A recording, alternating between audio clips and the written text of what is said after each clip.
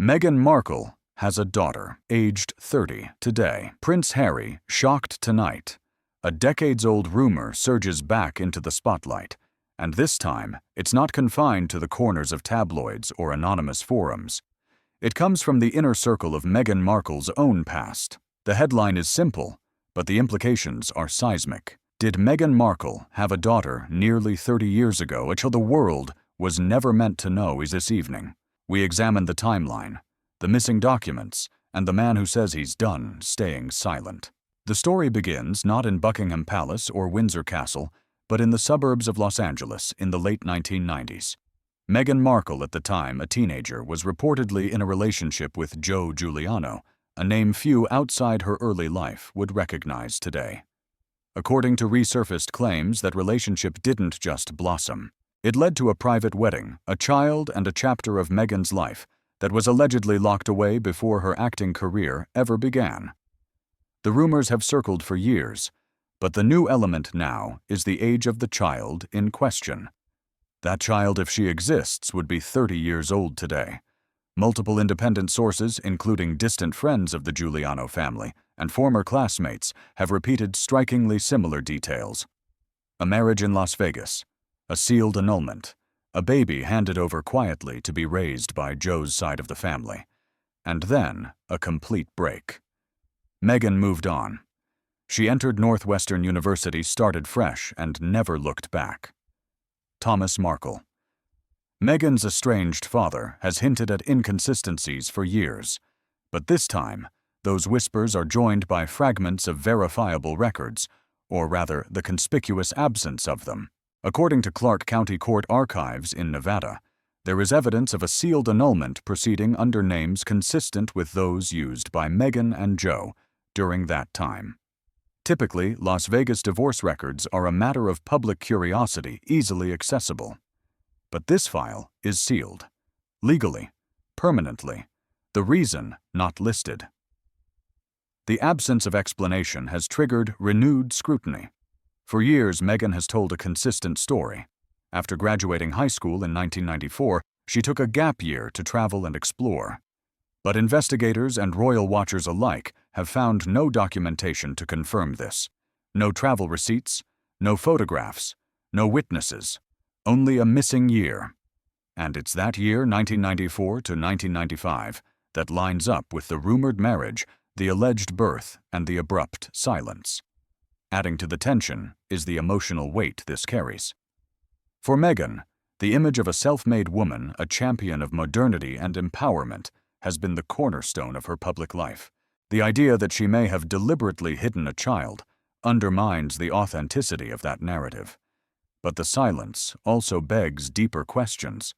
Was this omission about shame, or was it survival? In court records from unrelated custody cases, sealed annulments are typically reserved for matters involving disputed paternity, underage consent, or complex guardianship transfers. None of these are confirmed in this case. But the seal itself suggests more than a teenage mistake. It suggests legal architecture built for erasure. The Giuliano family, for their part, has remained tight-lipped. Attempts to contact them over the years have resulted in vague statements, or no comment at all. But observers point to quiet consistencies: a young woman reportedly raised by the family in California, who now in 2025 would be 30 years old. A woman whose name appears nowhere in Meghan's story. A woman who, if her lineage is real, is a direct descendant of the House of Windsor unacknowledged. In interviews from over a decade ago, Meghan spoke often about reinvention. She once said, "You can start over at any moment." But did that reinvention come at the cost of someone else's existence? It's a question that makes even the most seasoned royal commentators pause. Prince Harry, according to sources close to him, was completely blindsided when the rumors began resurfacing. A friend of the couple, speaking under condition of anonymity, said Harry felt betrayed by omission, not necessarily by what Meghan may have done as a teenager, but by what she chose never to share. Royal family insiders have so far declined to comment officially, but unofficially, there is concern, not just about optics, but about trust. Birth records, lineage, and transparency are not casual matters in the institution of monarchy. They are constitutional ones. As the story picks up momentum, supporters of Meghan argue that this is a targeted attack designed to discredit a woman who has already endured years of invasive scrutiny. They say that if there was a child, Meghan had every right to handle that privately, and that motherhood at a young age does not negate her present integrity. But critics counter, it's not about the child, it's about the narrative. The speeches, the documentaries, the books, all built on a carefully curated origin story. If one part was fiction, what else was? And now, as attention turns toward that missing year and the woman who may now be 30, speculation grows about whether she will step forward. Her existence has never been confirmed. Her identity, if real, remains unknown. But the internet doesn't forget. And digital forensics are relentless. From tabloid headlines to legal documents, from fatherly doubt to royal confusion, the question has shifted from could it be true to if it is true, what happens next? What began as a whisper about a gap year has become a crack in the foundation of one of the most tightly controlled personal narratives of the modern era. And as this story unfolds, it is no longer just about the past Meghan tried to escape. It's about the future she can no longer avoid. As questions mount about the alleged daughter Meghan Markle may have had in her teenage years, the investigation turns not toward her current life in Montecito, but back to the jurisdiction where it all may have been legally erased, Las Vegas, Nevada. Court reporters and legal researchers have combed through archives from the Clark County Recorder's Office. While marriage and annulment records from the mid-1990s are typically accessible to the public, one file dated within months of Meghan's supposed gap year is listed as permanently sealed. The names are redacted. The docket is inaccessible. Legal analysts confirm that such a seal typically requires compelling justification, the protection of minors' contested paternity, or sensitive custodial arrangements. In the city, where you can uncover drunken celebrity marriages and annulments signed by Elvis impersonators, this file stands out. It's invisible, and it points directly to a broader pattern, the effort, intentional or not, to construct a pristine narrative around Meghan's early life. Supporters argue that privacy is a right, that teenage mistakes, if any, deserve protection. But critics see something else, a deliberate erasure curated to match the demands of modern celebrity.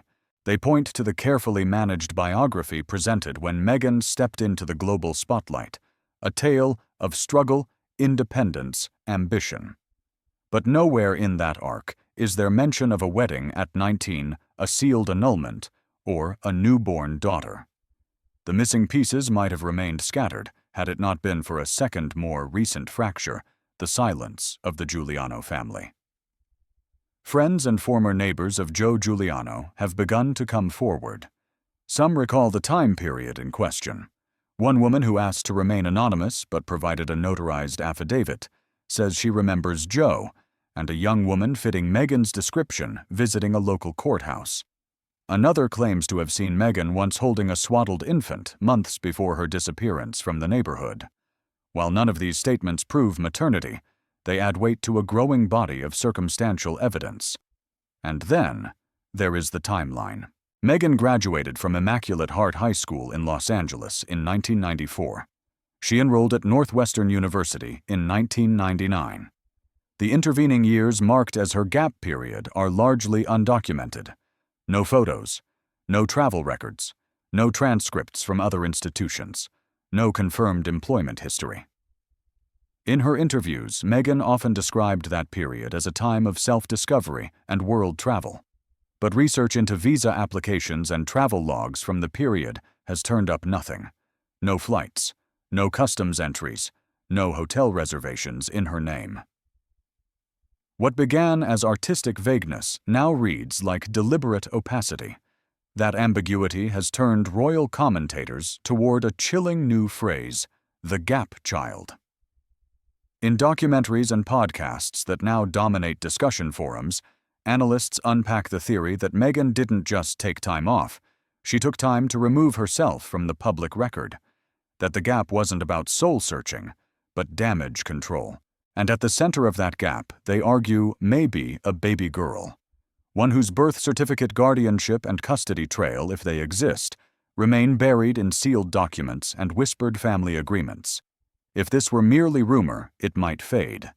But the emotional core of the story refuses to disappear, especially as Prince Harry, whose entire post-royal brand is built on transparency and truth, finds himself at the heart of a revelation that, if proven, he never knew. According to palace insiders, Harry was never informed of a prior marriage, nor a child, nor any of the sealed records surrounding Meghan's youth. A former member of their joint foundation claims that Harry once asked why Meghan had no documented adolescence beyond a few school plays and yearbook quotes. He was told she wanted to start fresh. But now he may be discovering that starting fresh had more layers than he imagined. Crisis managers close to the Sussexes are reportedly scrambling. Calls have gone out to law firms in Nevada and California to determine whether any legal grounds exist for unsealing the documents in question.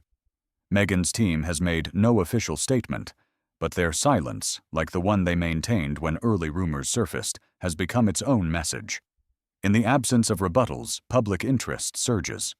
Online investigators have identified a young woman in California who bears a striking resemblance to Meghan and Joe Giuliano.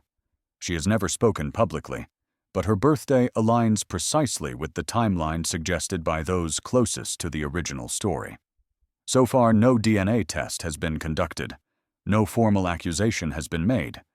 But the digital world doesn't wait for confirmation. The possibility alone has ignited a firestorm. And it's not just the tabloids. Mainstream outlets have begun to weigh in. BBC World ran a panel segment titled "The Power and Price of Reinvention." The New York Times featured an op-ed questioning how society balances forgiveness with the right to know. Even academic circles have entered the debate, with one law professor arguing that sealed juvenile records should not override the public interest when those records involve individuals who later become international political and cultural figures. And now the question has shifted again from whether the story is true to what happens if it is. What does it mean for Meghan's legacy, for Harry's credibility, for the child, now a woman who may have been left out of the narrative entirely? Observers note that Meghan has often invoked the language of truth. In her landmark 2021 interview with Oprah, she spoke of finding her voice, of living authentically. But those declarations now echo differently in the shadow of what may be her deepest silence. And for those within the palace who once celebrated her arrival as a breath of modern air, the mood has turned uncertain. This isn't about moral judgment, one royal staffer stated privately. It's about institutional stability. If lineage documentation and narrative can all be edited after the fact, then what does monarchy even mean anymore? The monarchy built on bloodline, structure, and ceremony can handle scandal, but it cannot handle confusion. And right now, that's exactly what this revelation threatens to deliver. Not rage, not shame, but uncertainty. And for the oldest institution in the Western world, that may be the most dangerous consequence of all. As public scrutiny intensifies and digital investigators continue to map every missing thread of Meghan Markle's early timeline, the question now shifts from paperwork and sealed records to something more immediate, more tangible, and perhaps more irreversible. Who is she? According to a growing online consensus, the woman at the center of this storm, allegedly Meghan's daughter, is not a rumor, not an echo, but a living person. She is 30 years old, has grown up entirely outside the public eye, and has never spoken to the media. But multiple identifiers gathered by independent researchers appear to converge on one individual whose existence until recently was completely unremarkable. Friends close to the Giuliano family have long hinted at a niece or distant relative who lived with Joe's parents in California. School records show a girl born mid-1995 enrolled under the last name Giuliano, but never appearing in family photographs or online posts. She did not attend college under her registered name. She has no public social media footprint.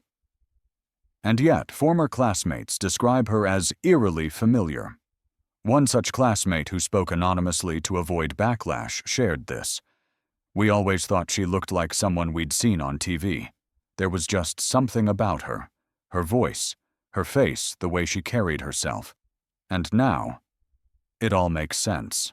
The rumors swirling around her identity have reached such a pitch that legal experts warn of potential harassment or doxing.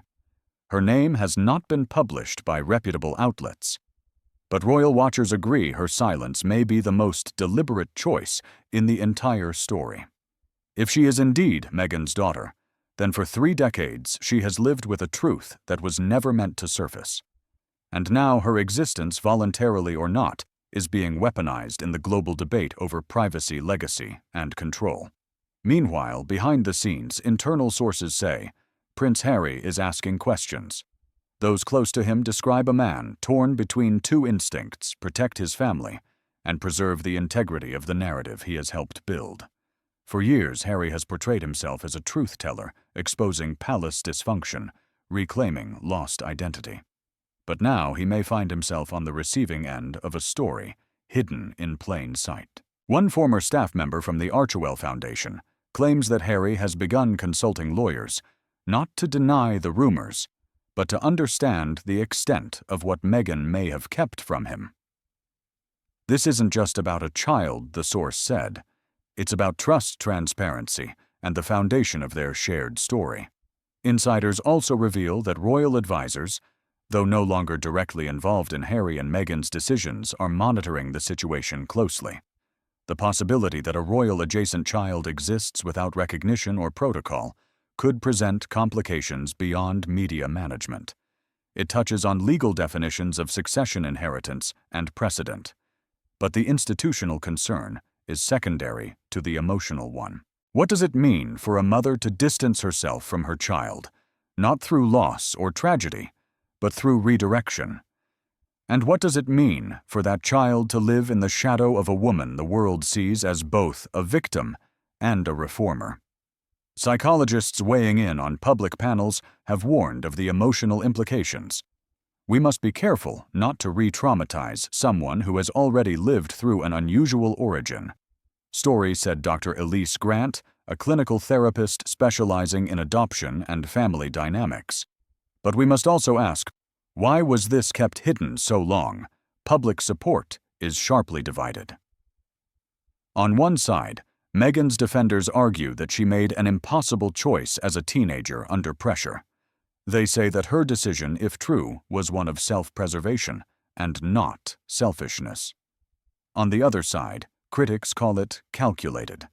They argue that Meghan crafted a narrative of vulnerability while burying the very chapter that could explain her most formative years. But the question remains, why now? Why are these revelations surfacing in 2025?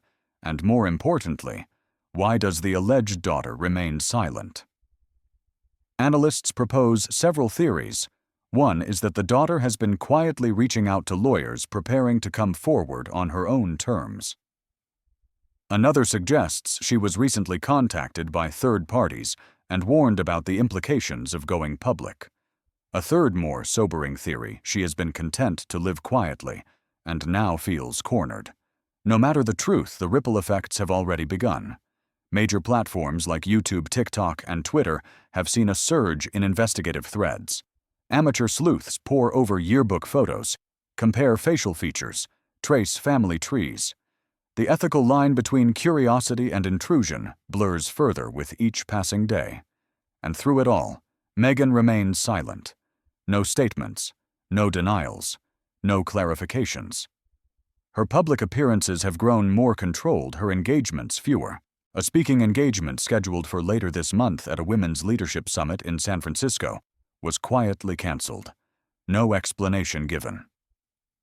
Sources within her PR team, speaking off the record, say she is devastated but resolute, that she expected scrutiny, but not this. But the story, like the child it revolves around, has matured. It is no longer about gossip or internet rumor. It is about accountability. It is about the cost of reinvention. And it is about a daughter, real or rumored, whose birthday has forced the world to ask, what is left behind when a person is rewritten? In the next wave of reactions, all eyes will not be on Meghan, but on the woman who may share her blood. Because if she speaks, the story changes forever. And if she doesn't, the silence may say even more. As the storm surrounding Meghan Markle's alleged past intensifies, the ripple has now reached royal walls, and not the echo chambers of tabloid speculation, but the polished conference rooms of palace advisors, security briefings, and legal departments. For Buckingham Palace, the emergence of a potential unacknowledged child tied to a former working royal is not a PR issue, it's a constitutional disturbance. The monarchy, centuries old and tightly structured, does not merely exist in ceremony. It operates within legal frameworks of bloodline inheritance and public trust. Now, those frameworks face questions. Sources close to the royal household confirm that while Meghan and Harry stepped back from their roles in 2020, the archival protocols surrounding their titles and any implications for descendants remain on file. That includes hereditary titles, documentation, and privacy clauses. If Meghan were to have had a child before Archie and Lilibet, even outside of wedlock, and before royal association, that child's existence could trigger re-evaluation of how lineage and recognition are formally addressed. What complicates matters is not the child's right to titles. There are none to claim, but the symbolic breach it would represent. The House of Windsor is built on the expectation that what is seen is real and what is hidden does not exist. In this case, a hidden child undermines both. Internal documents reportedly show that palace aides have initiated what one source referred to as a legacy containment protocol. This involves revisiting all public statements, televised interviews, and publications involving Meghan since 2016. They are combing for contradictions, not to accuse, but to prepare. Because if the woman rumored to be Meghan's daughter ever decides to confirm her identity, the palace needs a response. Not in anger, in structure. Former royal biographer Eleanor Fielding weighed in during a special ITV segment. It's not about scandal, it's about the map of monarchy. Every line, every marriage, every child, whether acknowledged or not, becomes part of the institution's history. If this story is true, it won't just be in the tabloids. It will be in the royal archives forever. Within the Sussex camp, the tone is notably more defensive.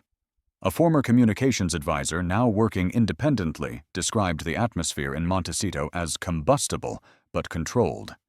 Meghan, according to the source, is reviewing legal options not against the woman rumored to be her daughter, but against media entities fanning the fire. Still, what legal remedy can counteract a growing public narrative built not on publication, but implication online? The story has mutated into a digital wildfire. Reddit forums dedicated to genealogy have exploded with threads attempting to track the Giuliano family tree. A subreddit titled The Gap Child reached 3 million members in under 2 weeks. TikTok creators have developed timelines using old interview clips, alleged family photos, and body language analysis. Even AI-generated images of what Meghan's daughter might look like have trended. But within the palace, the concern is not the viral spiral. It's the erosion of boundaries. For decades, the monarchy has relied on a delicate dance of controlled transparency. They give enough to satisfy public curiosity, but retain enough privacy to preserve mystique. Meghan's entrance into the royal sphere challenged that balance. Her exit detonated it. Now this new chapter threatens to eliminate it altogether. Royal historian Martin Keane explains, "When a story involves lineage, even if unofficial, it stops being gossip. It becomes a legacy. And legacy is the currency the crown runs on." He's not alone. Internal discussions at Clarence House and Kensington Palace reportedly include long-term impact projections.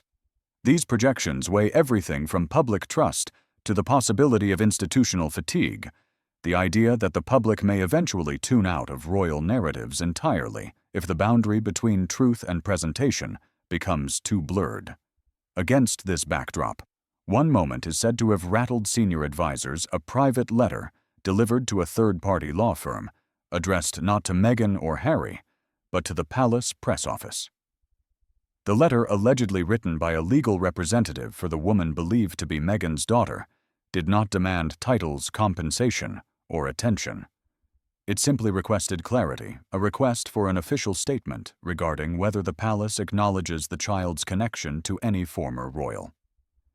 The letter stopped short of declaration. It made no claim, no accusation. But it was enough.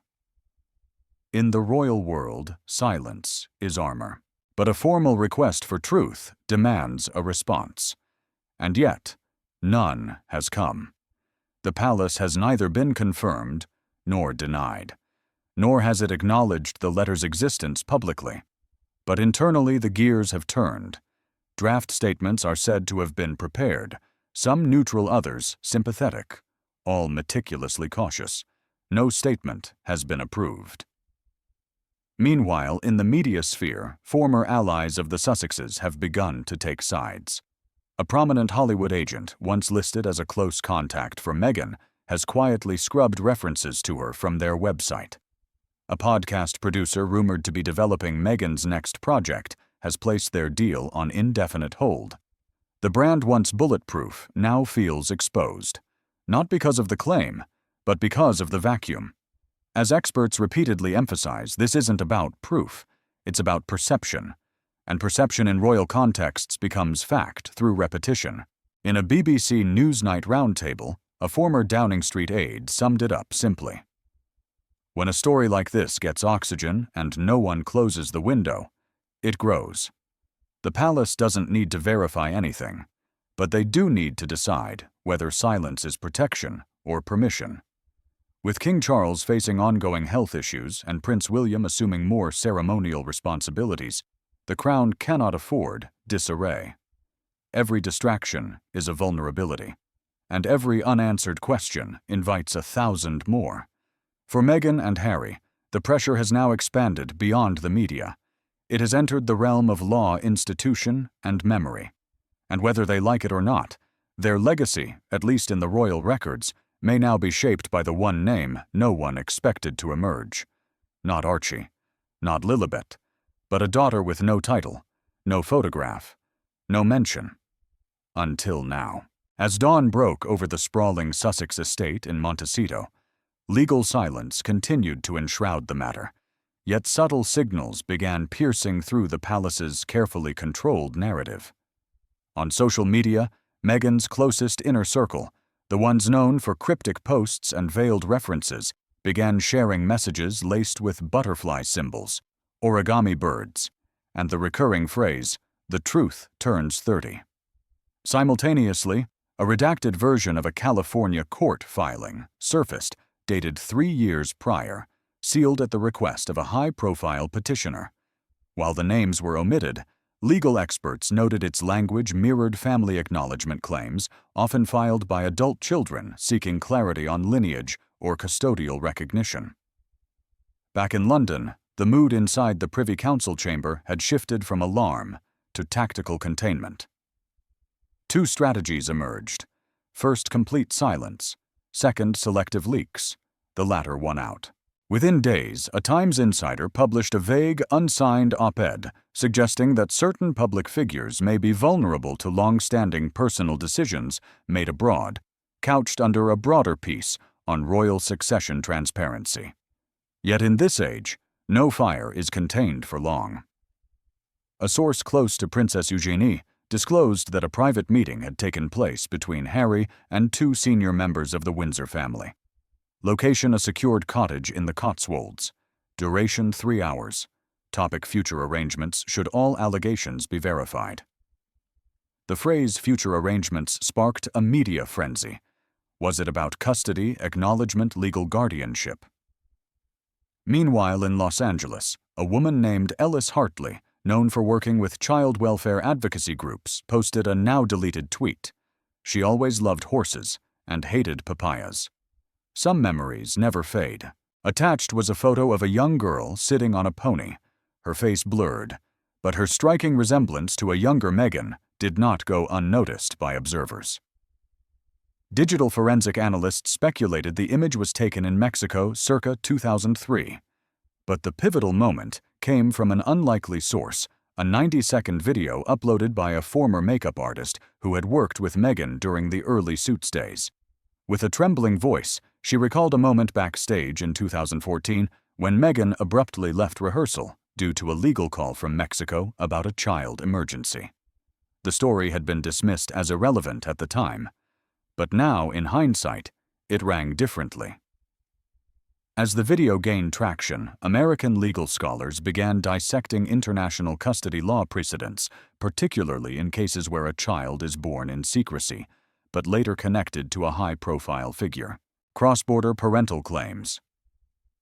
DNA requests and sealed agreements from Meghan's pre-Duchess years were being debated on television panels as though the child's identity were a geopolitical matter. Inside the palace, lines were being drawn. Charles, still king, but increasingly sidelined, pushed for internal arbitration. Camilla, by contrast, reportedly viewed the situation as Meghan's reckoning. William and Kate remained outwardly neutral, but quietly shifted staff allocations to reduce cross-communication with Sussex-linked foundations.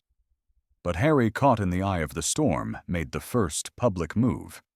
At a veterans event in Manchester during his closing remarks, he went off script. His voice faltered for a moment.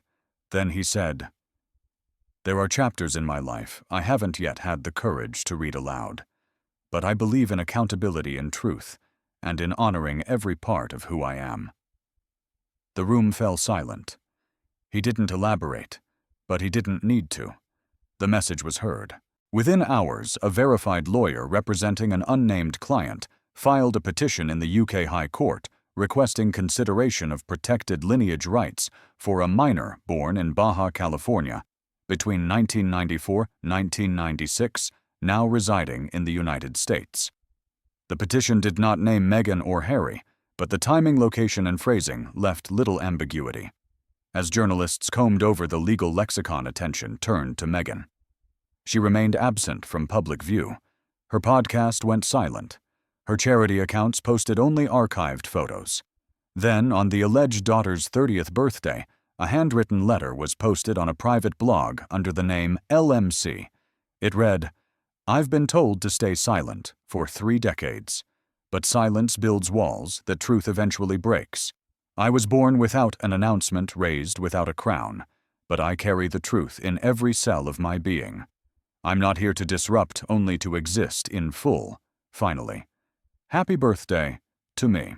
Though unverified, the post went viral. And with that, the debate changed. It was no longer just about Meghan or Harry or the palace. It was about a woman who had been hidden from the world for 30 years, stepping carefully, cautiously into the light. As the monarchy prepared for its annual Christmas address, questions loomed. Would there be acknowledgement? Would there be denial? Or would silence once again speak louder than any words? And so, the world waited. In the closing hours of what had become an unprecedented media lockdown, the silence around Meghan's alleged daughter finally broke, not with a royal statement, but from the child herself. Through a recorded message released by a Los Angeles-based child rights foundation, the young girl, whose name remains legally sealed, spoke directly and without fear. "I'm not angry," she said, eyes calm, yet steady. "But I exist, and I will not be hidden." The message lasted barely 60 seconds, but the tremor it sent through both American and British institutions was seismic. Lawyers scrambled. PR consultants pulled all-nighters. Crisis teams convened behind both palace doors and studio lots. Because what was once whispered in legal filings or hinted in late-night shows had now become undeniable, a human being born of Meghan Markle had spoken. The girl's appearance bore an uncanny resemblance to both Harry and Meghan, prompting genetic experts and tabloid forums alike to explode in speculation. But what mattered now was not the speculation, it was the legal obligation. international child protection statutes, inheritance rights under UK and US law, and the moral optics of a royal cover-up all converged into a singular flashpoint. Prince Harry, sources close to the matter, confirmed was aware of the message prior to its release. He had watched it alone inside their Montecito home. Meghan, however, had reportedly left the residence 2 nights earlier to stay with close friends in San Francisco, citing emotional distress and media endangerment. Behind palace walls, there was panic, but also strategy. The Queen's Counsel convened a private legal review board to assess the potential constitutional ramifications of the child's claim. Would she be considered in line for succession? Even unofficially, would Parliament need to weigh in? Would the Church be asked to confirm or deny baptismal records? Meanwhile, American media, once curiously subdued, began shifting. Major outlets ran double-feature investigations juxtaposing Meghan's past interviews with her current silence.